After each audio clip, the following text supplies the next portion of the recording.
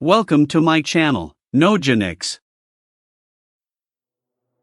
This video is the first part of 9/11 incident. The second part is coming soon. So please watch full video and like and subscribe my channel.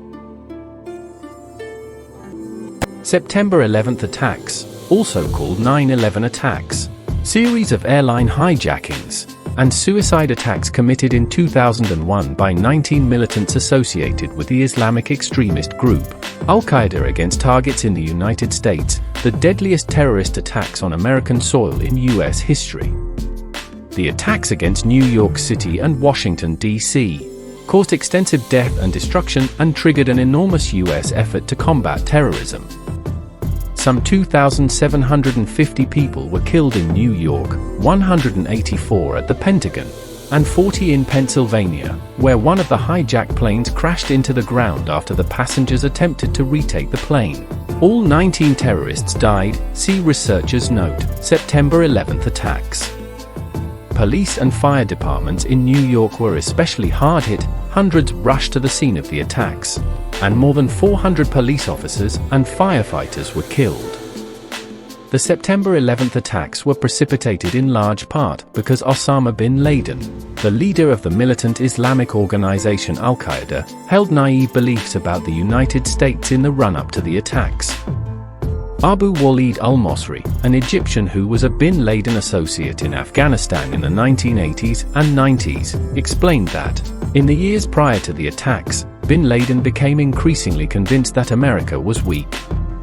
He believed that the United States was much weaker than some of those around him thought, Mosri remembered, and, as evidence he referred to what happened to the United States in Beirut when the bombing of the Marines base led them to flee from Lebanon, referring to the destruction of the Marine barracks there in 1983, which killed 241 American servicemen. Bin Laden believed that the United States was a paper tiger, a belief shaped not just by America's departure from Lebanon following the Marine barracks bombing, but also by the withdrawal of American forces from Somalia in 1993, following the deaths of 18 U.S. servicemen in Mogadishu, and the American pullout from Vietnam in the 1970s. Khalid Sheikh Mohammed. The key operational planner of the September 11th attacks was Khalid Sheikh Mohammed, often referred to simply as KSM, in the later 9/11 Commission report and in the media, who had spent his youth in Kuwait. Khalid Sheikh Mohammed became active in the Muslim Brotherhood, which he joined at age 16, and then went to the United States to attend college, receiving a degree from North Carolina Agricultural and Technical State University in 1986. Afterward he traveled to Pakistan and then Afghanistan to wage jihad against the Soviet Union, which had launched an invasion against Afghanistan in 1979. According to Yosri Fouda, a journalist at the Arabic-language cable television channel Al Jazeera who interviewed him in 2002, Khalid Sheikh Mohammed planned to blow up some dozen American planes in Asia during the mid-1990s, a plot, known as Bajinka, that failed, but the dream of Khalid Sheikh Mohammed never faded. And I think by putting his hand in the hands of bin Laden, he realized that now he stood a chance of bringing about his long-awaited dream. In 1996 Khalid Sheikh Mohammed met bin Laden in Tora Bora, Afghanistan. The 9/11 Commission, formerly the National Commission on Terrorist Attacks upon the United States, set up in 2002 by U.S. President George W. Bush and the U.S. Congress to investigate the attacks of 2001, explained that it was then that Khalid Sheikh Mohammed presented a proposal for an operation that would involve training pilots who would crash planes into buildings in the United States. Khalid Sheikh Mohammed dreamed up the tactical innovation of using hijacked planes to attack the United States.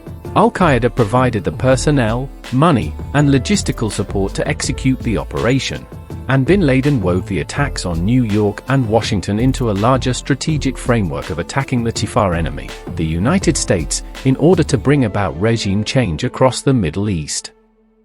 The September 11th plot demonstrated that Al-Qaeda was an organization of global reach.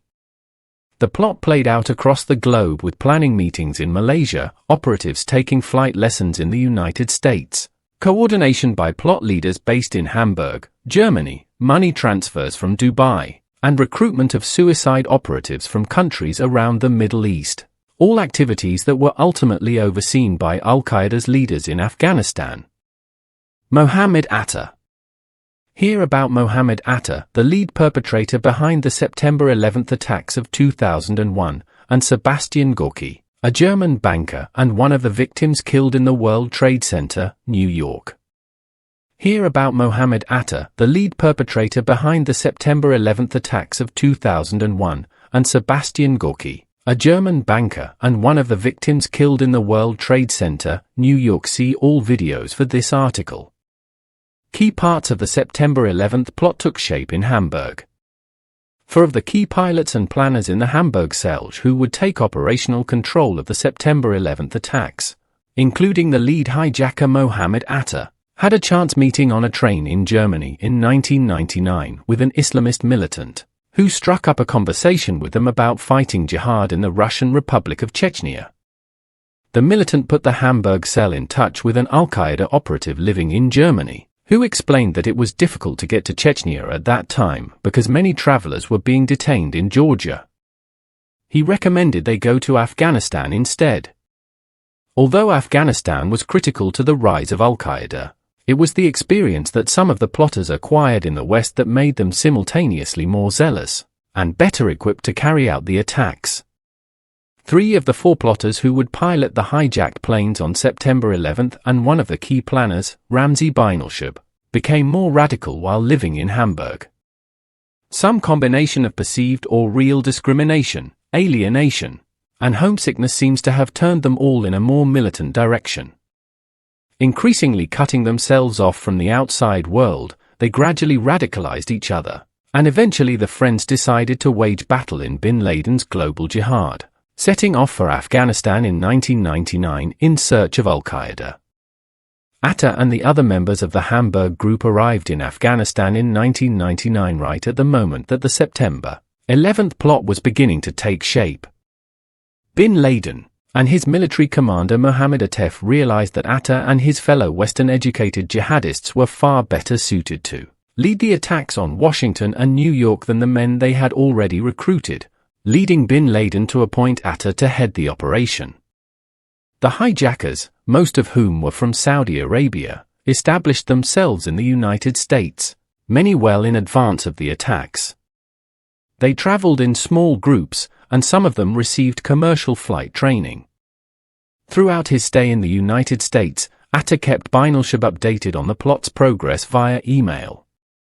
To cloak his activities, Atta wrote the messages as if he were writing to his girlfriend Jenny, using innocuous code to inform Binalshub that they were almost complete in their training and readiness for the attacks. Atta wrote in one message, "The first semester commences in 3 weeks, 19 certificates for private education and for exams." The referenced 19 certificates were code that identified the 19 Al-Qaeda hijackers, while the 4 exams identified the targets of the attacks.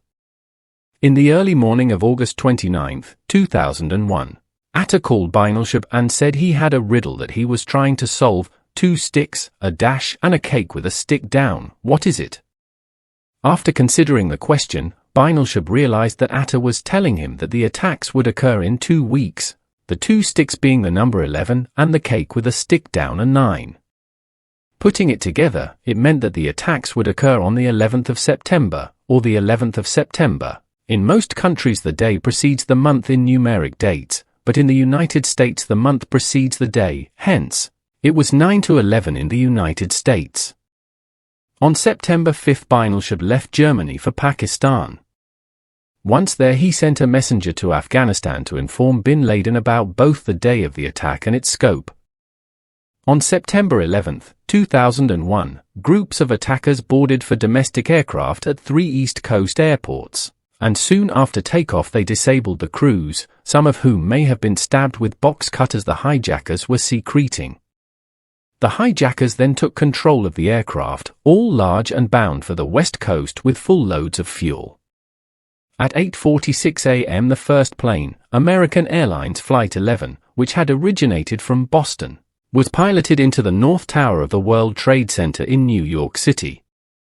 Most observers construed this initially to be an accident involving a small commuter plane. The second plane, United Airlines Flight 175, also from Boston, struck the South Tower 17 minutes later. At this point, there was no doubt that the United States was under attack. Each structure was badly damaged by the impact and erupted into flames.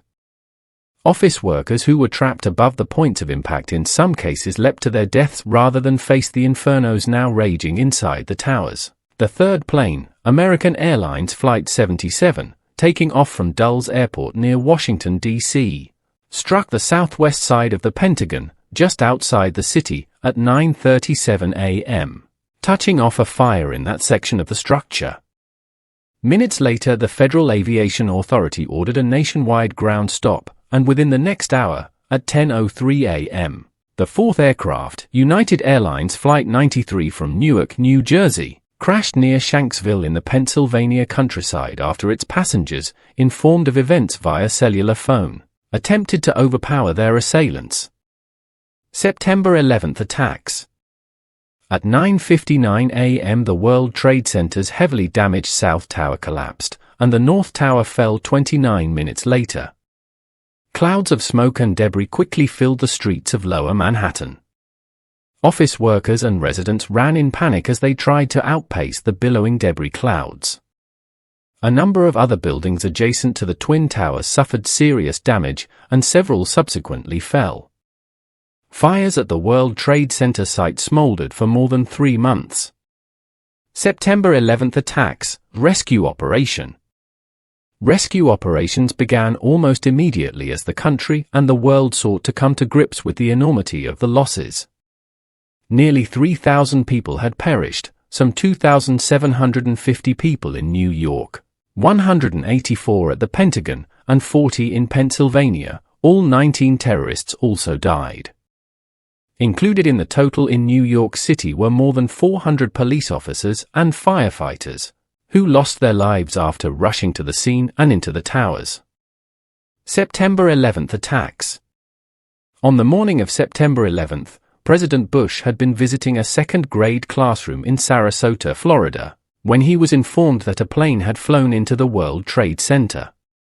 A little later, Andrew Card, his chief of staff, whispered in the president's right ear, "A second plane hit the second tower. America is under attack."